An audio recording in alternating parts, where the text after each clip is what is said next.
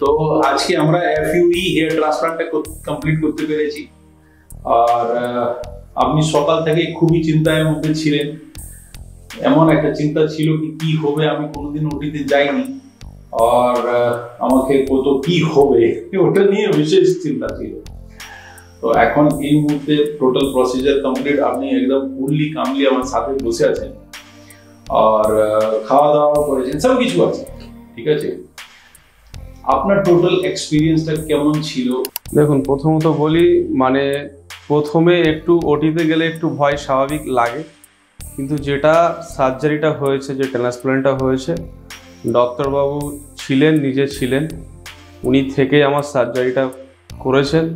উনি আমার সাথে সমস্ত রকম কোঅপারেট করেছে।